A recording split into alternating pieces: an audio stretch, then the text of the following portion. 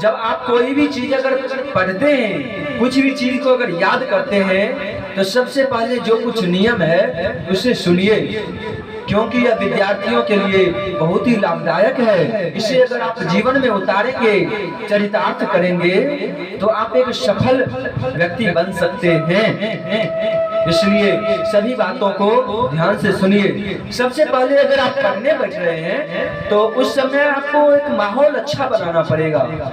जैसे कि अगर 2-4-10 लोग अगर बात कर रहे हैं, उसके साथ अगर आप संगत खराब है, फिर उस संगत में आपको पढ़ाई अच्छा नहीं हो पाएगा।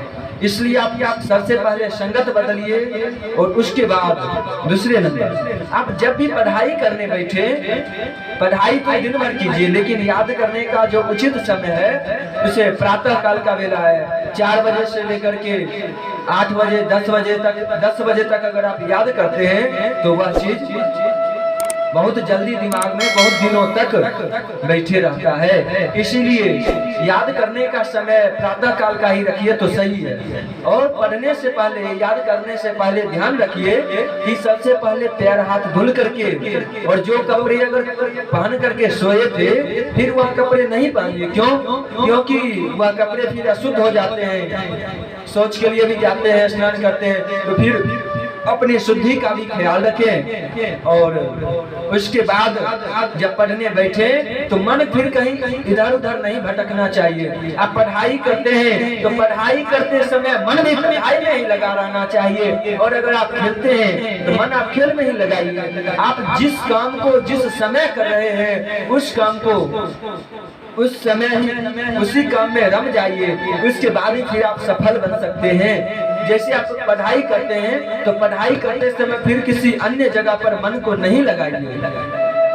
आप जैसे कोई काम को ही कर रहे हैं, खेल ही रहे हैं, आप खेलते समय फिर कोई बात को मन में नहीं लाइए, नहीं तो फिर आप अपने लक्ष्य से भटक जाएंगे। इसलिए आप जिस काम को करते हैं, जिस समय करते हैं, उस समय उसी काम में लगे रहिए। और पढ़ाई करने के लिए आपको अगर कोई चीज नहीं याद हो ना, तो सबसे पहले तो रटना बंद कीजिए।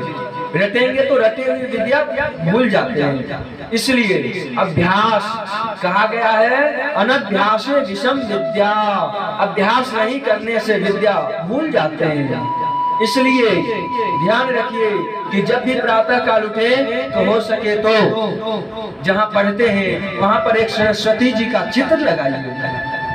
और विद्यार्थियों के लिए अध्ययन ही तपस्या है। विद्यार्थी जीवन में अगर आप उतना पूजा पाठ नहीं कर पा रहे हैं तो कोई बात नहीं है, बस माँ सरस्वती का ही चिंतन करें। और विद्यार्थियों के लिए विद्यार्थी नाम अध्ययनम तपः, विद्यार्थियों के लिए अध्ययन ही तपस्या है। आप पढ़ाई लिखाई करते हैं, यही आपकी भक्ति है।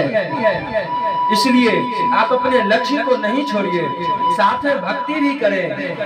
पढ़ाई भी अगर धर्म से जुड़ जाएंगे, अब जो भी कर्म कर रहे हैं वह अगर धर्म से जोड़कर करेंगे तो आप अपने लक्ष्य तक जो पहुंचेंगे उसमें आप अपने सनातन धर्म की, शाश्वत धर्म की रक्षा के लिए आप एक अच्छे व्यक्ति बनेंगे। इसलिए माँ सरस्वती जी को घी का दीपक दिखा करके और सरस्वती जी से विनती करें कि हे माँ, हमें ऐसा दिमाग को तेज कर दीजिए कि हम जो भी चीज पढ़े वह शीघ्र याद हो जाए। ऐसा माँ सरस्वती से विनती करना चाहिए। और फिर उसके बाद आप जो भी चीज को पढ़ रहे हैं उस चीज को पढ़िए, और पढ़ने के बाद उस चीज पर मनन कीजिए, चिंतन कीजिए। और पढ़ाई भी ऐसा कीजिए, ऐसा चीज पढ़िए जिससे कि कहा गया है कुछ ना कुछ पैसे आए।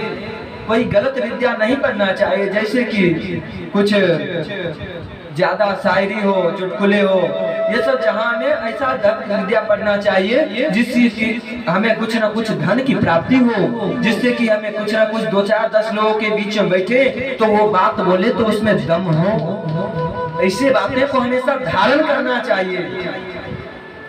इसलिए सभी बातों का ध्यान रख करके फिर आप पढ़ने के लिए बैठें, उसके बाद आपको धीरे धीरे याद होना शुरू हो जाएगा। ठीक है।